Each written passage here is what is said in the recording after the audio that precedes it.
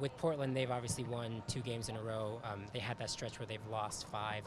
They haven't really changed anything about the roster or anything. I'm wondering how much you play into their early struggles. I mean, they're a team that went to MLS Cup last year, and a team that had their way with us last year in the second half of the season when we played them. They're a team that are forced to play on the road 12 or 13 games, whatever it is going to be at the end of it. So my point is that playing on the road that many games is not easy. Put in preseason, they've been away for 6-7 weeks.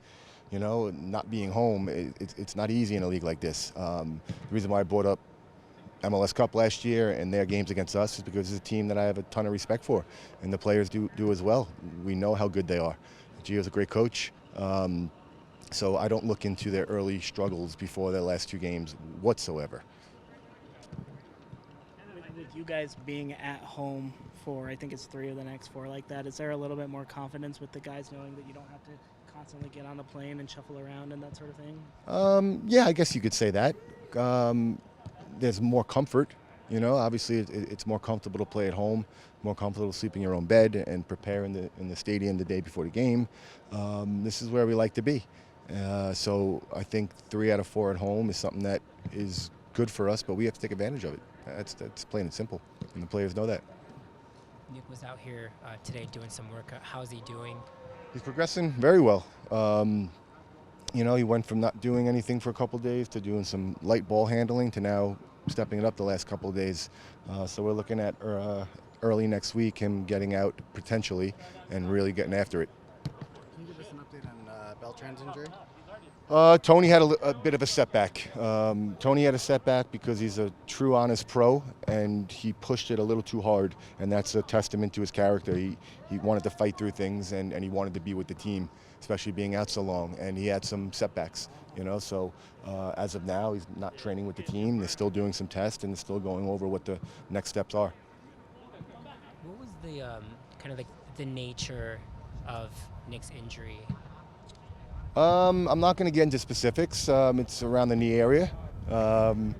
You know, he's had an injury there before a long time ago, and it was I would call it as what we thought was a tweak that turned into something that he's been getting intense treatment on through our guys and the doctor as well. And it's one of those things that there was a couple of options put in front, you know, as far as how to handle it. And Nick, along with us, went with the best option, which would get him back quick if it works, and so far it looks like it's working. The LAFC, LA and Seattle games were all just losses by 1 goal. It feels like maybe in previous years those could have been blowouts. Do you feel that there's been a shift in mentality on the team with how they kind of fight to the end? I honestly look at it last year as we always fought to the end. I hear what you're saying. So yes, they are fighting to the end now, but I thought we did as well last year.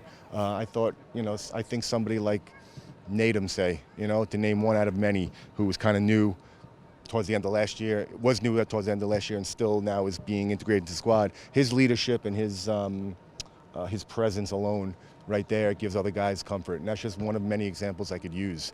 I think we, like I said, the word pragmatic, you know, going into preseason, we talked a lot and worked a lot on is that we're going to be on the road a lot in the first half of the season. Last year, we had some of our best performances on the road and ended up losing by 2-3 goals. So this year we wanted to take a bit more of a defensive approach. And up until the Galaxy game, where we just sensed in that second half that we were going to win that game, and perhaps we got a bit unbalanced because of that feeling, and that's where the second goal came from, the hole that we left exposed to start it. And that's on me, you know. I sensed it, the players sensed it, but I think discipline has been better this year, but still the only difference between losing by 3 goals or 1 goal is the perception and what's in the paper. It's a loss to loss. You guys right now are above the playoff line, I think in 7th. I know it's still early, but last year you had kind of talked a lot about being above the playoff line for months, you know, before the close of the season. Yeah.